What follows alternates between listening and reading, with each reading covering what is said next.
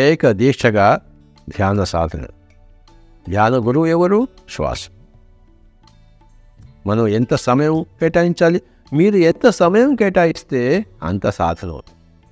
మీరు 5 నిమిషాలు సంగీతం కేటాయిస్తే ప్రతిరోజు 5 నిమిషాల సాధన అవుతుంది. 5 గంటలు కేటాయిస్తే 5 గంటల సాధన అవుతుంది సంగీతంలో. మరి రోజుకి 5 నిమిషాల సాధన చేస్తే అది ఎప్పటికాను అది సాధన అనిపించుకోదు. 3 గంటలు, 4 గంటలు, 5 గంటలు ఏదైనా సాధన చేస్తే కానీ అది సాధన అనిపించుకోదు. కనుక అంత సమయాన్ని కేటాయించాలి. కనుక ఆ సమయాన్ని కేటాయించడమే సాధన అవుతుంది. కనుక ఆ సమయమే సాధన అన్నారు. ఎక్కువ సమయం కేటాయిస్తే ఎక్కువ సాధన, తక్కువ సమయం కేటాయిస్తే తక్కువ సాధన. అసలు సమయమే కేటాయించలేదు అంటే సాధనే లేదు. కనుక సమయమే సాధన. క్రికెట్ని సాధించాలంటే ఆ క్రికెట్కి సమయాన్ని కేటాయించాలి. సంగీతాన్ని సాధించాలంటే ఆ సంగీతానికి సమయాన్ని కేటాయించాలి. ఒక పుస్తకం రాయాలి అంటే రాయడానికి సమయాన్ని కేటాయించాలి. ఒక పుస్తకం చదవాలి అంటే ఆ పుస్తకం చదవడానికి సమయాన్ని కేటాయించాలి. కనుక ధ్యానం చేసుకోవాలి అంటే ధ్యానానికి సమయాన్ని కేటాయించాలి. ఆ సమయాన్ని కేటాయించడమే సాధన అవుతుంది. కనుక సమయమే సాధన అని చెప్పేసి 5వ రత్నంగా మనం పేర్కొంటున్నాం.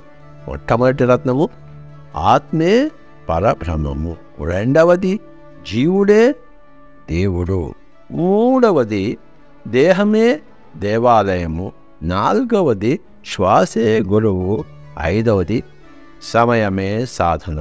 పట్టుపట్టరాదు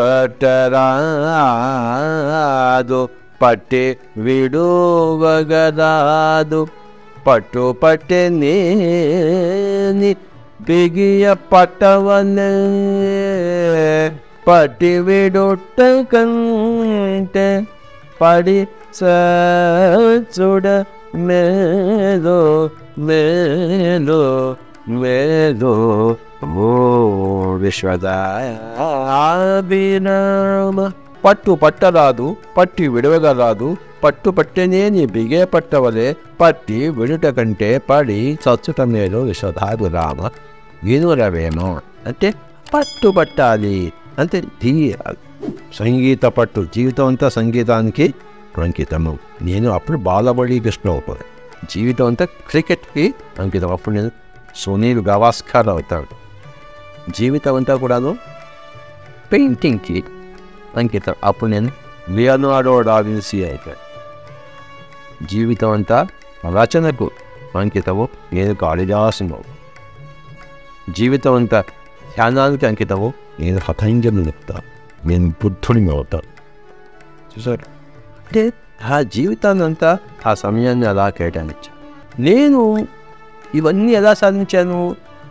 నా జీవితంలో మా పెళ్ళాన్ని పక్కన పెట్టి, పిల్లల్ని పక్కన పెట్టి, ఎదులని పక్కన పెట్టి, అన్నిటినీ ఉద్యోగాన్ని పక్కన పెట్టి, అన్నిటినీ పక్కన పెట్టి ధ్యాన సాధన చేసి నేను సంగీతం కూడా అభ్యాసం చేశాను. ఎన్నో గంటలు సంగీతం అభ్యాసం కోసం పెట్టాను. కనుక నాకు ఆ సంగీతం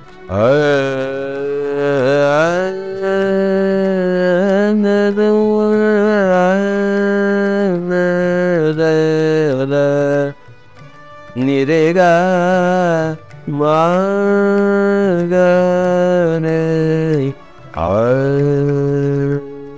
చేయాలి సాధన. గంట, 2 గంటలు, 3 గంటలు, 4 గంటలు, 5 గంటలు, 6 గంటలు ఎటు చేసేది భీమ్సేన్ జోషిలో అవుతాం, ద్వారం వెంకట స్వామి నాయుడులో అవుతాం, పండిత్ రవిశంకర్లో అవుతాం. ఇవకే అవుతాం ఏంటి? కనుక అంత సమయాన్ని కేటాయించాలి సాధన కోసం. ఆ సమయమే, ఆ కేటాయింపబడిన సమయమే సాధనగా. కనుక పిరమిడ్ మాస్టర్లు అందరూ కూడా గంటలు చాలా సాధన చేసిన వాడు. కనుకనే ఆ యొక్క ఆనందం సిద్ధించింది. ఏమిటి సిద్ధిస్తుందంటే ఆనందం సిద్ధిస్తుంది. ఏ ఆనందం అంటే ఆత్మానందం, ఏ ఆనందం అంటే బ్రహ్మానందం. 3 రకాల ఆనందాలు ఉన్నాయి. విషయానందం, భజనానందం, బ్రహ్మానందం. విషయానందం అంటే ఒక జిలేబీ తిన్నామనుకోండి, ఆహా బాగుంది, ఆనందంగా ఉంది, అది విషయం, వస్తువు నుంచి వచ్చిన ఆనందం. అయితే సంగీతం పాడుకున్నాం అనుకోండి,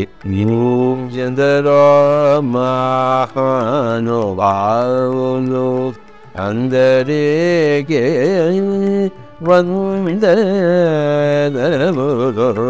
ఎందరో మాయో ఎంతో ఆనందం వేసింది పాడుకుంటుంటే. ఇది రసగుల్లా ఆనందం కాదు, నేనే విషయం ఏమి భుజించలేదు. ఇది భజనలోంచి, ఆ సంగీతం నుంచి, ఆ నాదంలోంచి వచ్చిన ఆనందం భజన ఆనందం. ఇకపోతే ధ్యానం, అందులో సౌండ్ లేదు, మనసు నిర్మలం అయిపోయింది. ఆత్మీయ పరబ్రహ్మం తెలుసుకున్నాం, అంతా మనమేం తెలుసుకున్నాం. ఆహా, అది బ్రహ్మం. కనుక ఆ సాధనలోంచి ఏమొస్తుందంటే ఆనందం వస్తుంది. కనుక ఆ సమయాన్ని కేటాయించాలి. సంగీతంలో బాగా సమయాన్ని కేటాయిస్తే సుస్వరం వస్తుంది. ఆ సమయాన్ని కేటాయించకపోతే అపస్వరమే వచ్చేది. కనుక మై డియర్ ఫ్రెండ్, శ్వాస అనే గురువు గారి దగ్గర అధిక సమయాన్ని కేటాయిస్తూ పోతుంటే అది సాధనగా పరిణామం చెందుతూ ఆ ఆనందం అనే సిద్ధత్వాన్ని మనకి కనిపిస్తుంది. నేను శరీరం కాదు ఆత్మను, అలాగే ప్రతి ఒక్కరికి కూడా శరీరం కాదు ఆత్మ. తర్వాత మమాత్మ సర్వభూత ఆత్మ, ఆత్మే పరబ్రహ్మము, ఘటాకాశమే చిదాకాశం అని తెలుసుకున్నప్పుడు, అంతా ఒకటే అని తెలుసుకున్నప్పుడు ఇంకా ఆ జీవుడిలో సర్వ మలాలు తొలగిపోయాయి, సర్వ కమలాలు వికసించుకున్నాయి. కనుక ఆ యొక్క సాధన, సమయమే సాధన, సాధన ద్వారా వచ్చే సిద్ధత్వం. ఈ మధ్యలో మనకి ఎంతో అసహనంగా ఉంటుంది. ధ్యానంలో కూర్చుంటాము, లేచిపోబుద్ధి వస్తుంది. అక్కడ ఇండియా ఆస్ట్రేలియా క్రికెట్ జరుగుతుంది, అది చూద్దాం అనిపిస్తుంది. ఇక్కడేమో నేను ధ్యానం చేయాలి, అక్కడేమో వాళ్ళు క్రికెట్ ఆడుతున్నారు. క్రికెటా ధ్యానమా? ధ్యానం వదిలిపెట్టేసి క్రికెట్ పోతే వాడికి క్రికెట్ ఇంపార్టెంట్ ధ్యానం కన్నా. క్రికెట్ వదిలిపెట్టేసి ధ్యానం చూసాడనుకో, వాడు క్రికెట్ కన్నా ధ్యానం ఎక్కువ. దేనికి ఎక్కువ ప్రాముఖ్యతను ఇస్తామో జీవితంలో, దేని వెంట ఎక్కువగా పడతామో అది మనకి లభ్యమవుతుంది. దేనికి ఎక్కువ ప్రాముఖ్యత ఇవ్వలేదో, దేని వెంట పడలేదో అది మన దగ్గరికి ఎలా వస్తుంది? సో మై డియర్ ఫ్రెండ్స్, ఎక్కువ సమయాన్ని కేటాయించాలి సాధనకు.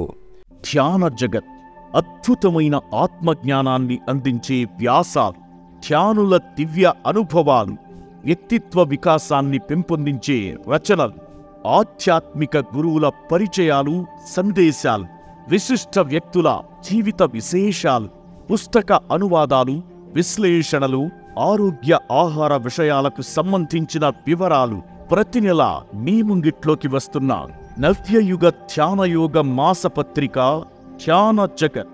విదేశాలలో ఉన్న తెలుగు వారందరూ ఇప్పుడు ధ్యాన జగత్ డిజిటల్ కాపీని www.dhyanajagath.com వెబ్సైట్ ద్వారా మీ సెల్ ఫోన్, ల్యాప్టాప్ మరియు డెస్క్టాప్లలో గత సంచికలతో పాటు సరికొత్త సంచికను కూడా చదువుకోగలరు. ధ్యాన జగత్ చదివి తీరాలి. మన ధ్యాన జగత్ టీం ఎంతో కష్టపడి ఈ మ్యాగజైన్ ప్రతి నెల తయారు చేస్తోంది. ప్రతి ఇంట్లో ధ్యాన జగత్ మ్యాగజైన్ తప్పనిసరిగా ఉండి తీరాలి. ఈ మ్యాగజైన్ లేకపోతే ఆ తెలుగువాడే కాదు, ఆ ధ్యానే కాదు, ఎన్ని తెలుగు కుటుంబాలు ఉన్నాయో ప్రపంచం అంతా కూడా అందరూ ఈ మ్యాగజైన్ తెప్పించుకోవాలి. అందరూ ధ్యాన జగత్ మ్యాగజైన్కి ఇతోధికంగా కాంట్రిబ్యూషన్ ఇవ్వాలని కోరుకుంటున్నారు, విరాళాలు ఇవ్వాలని కోరుకుంటున్నారు. మీ దగ్గర డబ్బులు ఎక్కువగా ఉంటే, ఆ డబ్బును సద్వినియోగపరచుకోవాలనుకుంటే మీరు దయచేసి ధ్యాన జగత్ మ్యాగజైన్కి పంపించండి. ధ్యాన జగత్ చదవండి, చదివించండి, చందాదారులు కండి, ఆత్మజ్ఞానాన్ని అందరికీ పంచండి. మరిన్ని వివరాలకు సంప్రదించాల్సిన నంబర్ 70754999799.